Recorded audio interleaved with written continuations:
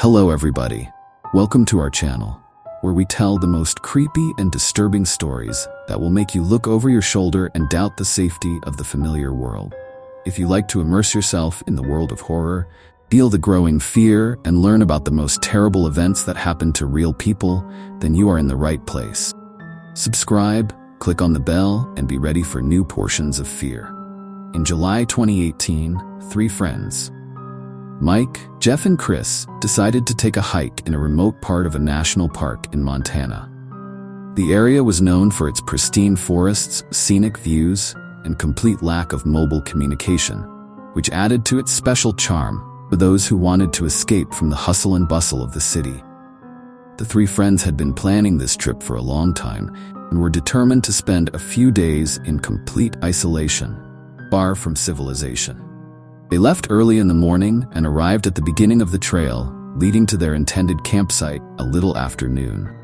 The path was narrow, overgrown with dense forest, and barely noticeable, which added to its mystery. A few hours later, they reached the point where they decided to set up camp. A small clearing on the riverbank, surrounded by a dense wall of trees.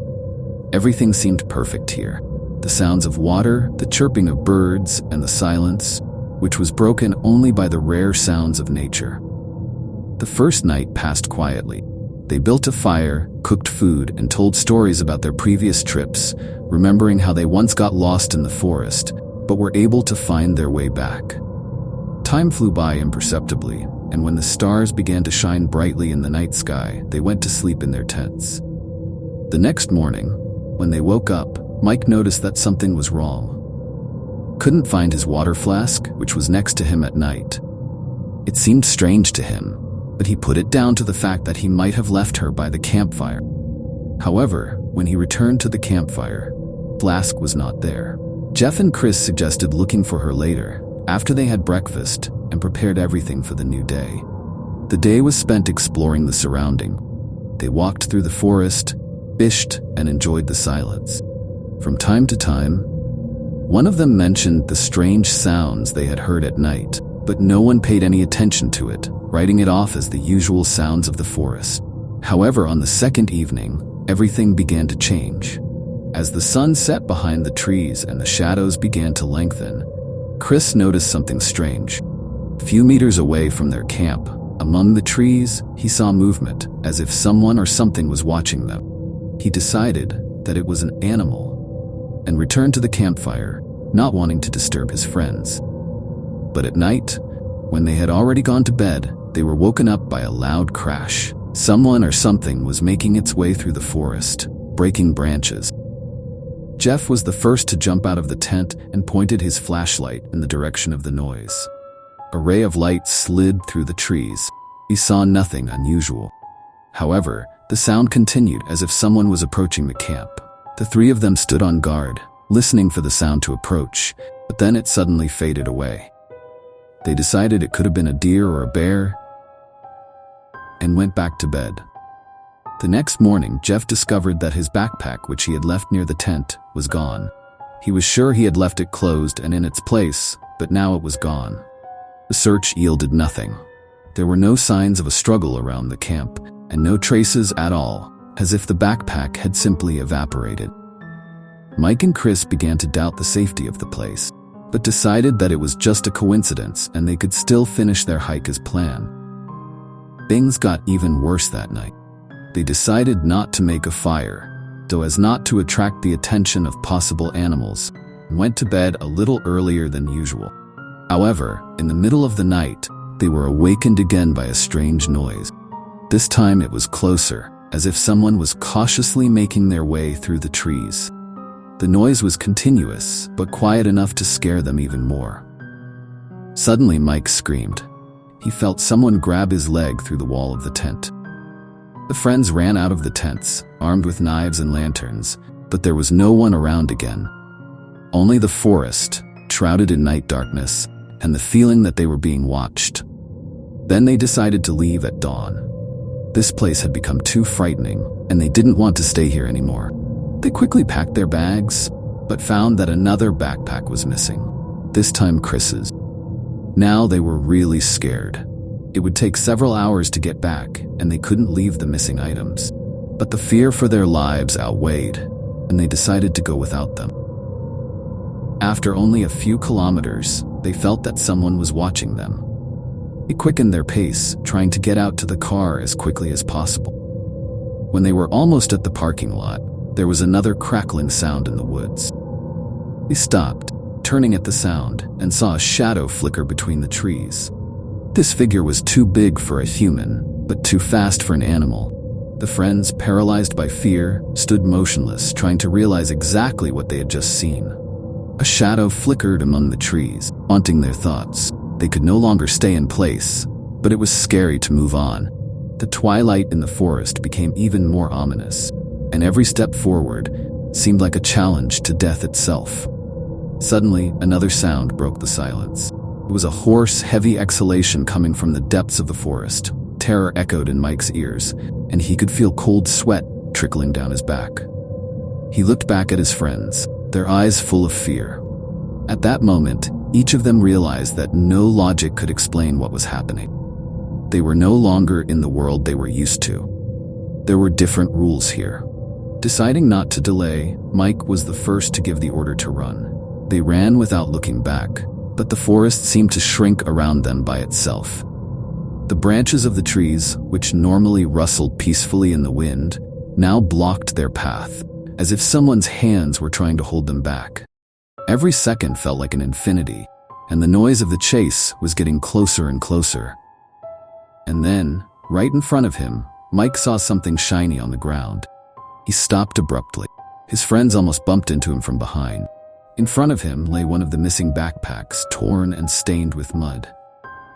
There was a footprint next to him, clearly left not by a man, but by something large and heavy. This footprint was unlike any known animal print. It was too irregularly shaped, with long fingers like a human's, but much larger. Before they realized what they were seeing, the friends heard the crackling of branches again, but now the sound came from all sides.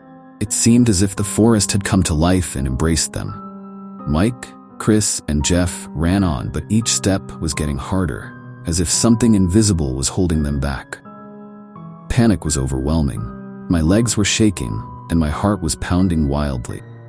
There was a buzzing in my ears, and my eyes could barely make out the way ahead. When they finally broke out into the clearing where they had left the car, they were overcome with relief, but it only lasted a moment. The car they left in the parking lot was smashed. The windows were broken, the door was open, and there were shards of glass and signs of a struggle everywhere. Something or someone clearly been here. But the scariest thing was that one word was written in blood on the hood of the car: "Do not leave." Numb with horror, the friends realized that the path to salvation was cut off. All they had to do was return to the forest and try to hide from the creature that was chasing them. They headed back into the forest, but now they were no longer running, but walking slowly, afraid that each step they took might be their last. Suddenly, Mike felt someone grab his shoulder. He turned around abruptly. There was no one there. The next moment, he heard Chris scream. He fell to the ground as if someone had hit him. Jeff ran up to him, but Chris could no longer speak, only wheezed, pointing somewhere to the side. They realized that their strength was running out. Whatever was chasing them was playing with them like a cat with a mouse. Forest was no longer the place they knew and loved. Now it was a battlefield where they were clearly losing, and suddenly, everything went quiet.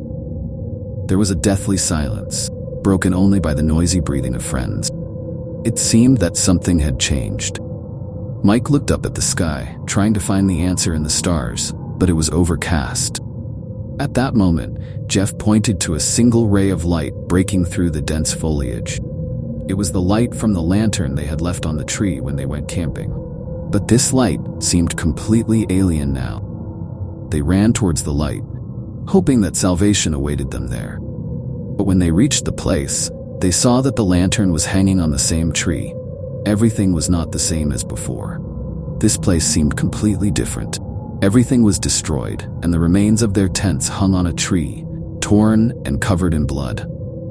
Mike grabbed a flashlight, and at that moment, they heard a strange rumble coming from the depths of the forest. The rumble grew louder by the second, causing their hearts to contract in horror. They didn't know what to do. It seemed that the forest itself obeys this sound, and friends became its prisoners. That moment, Jeff, unable to stand it any longer, ran deep into the forest. Mike and Chris rushed after him, but when they reached the edge of the forest, Jeff was nowhere to be seen. Mike and Chris shouted and called his name, but in response they heard only the echo of their own voices. Mike, exhausted and distraught, sat down on the ground, realizing that nothing was holding him anymore. He was ready to give up and let the forest swallow him up. But at the last moment, when his strength was running out, he saw the light. It was the light of a car's headlights breaking through the trees. He gathered his last strength and ran towards the light, not believing his eyes. When he broke out onto the road, he saw a car passing by. He tried to stop the car by waving his arms, and fortunately, the driver stopped. Mike fell to the ground, barely breathing, unable to utter a word.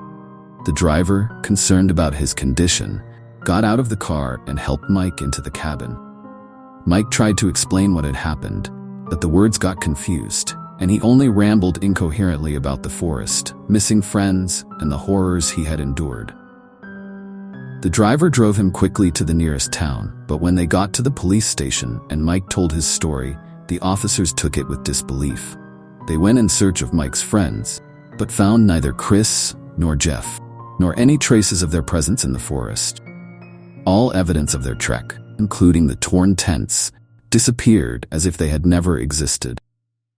Mike was left alone with eerie memories and unexplained fears. He never returned to that forest again, and for the rest of his days he could not get rid of the feeling that the forest was still waiting for him, that the shadows and sounds that haunted him would never disappear, but only lurked, waiting in the wings,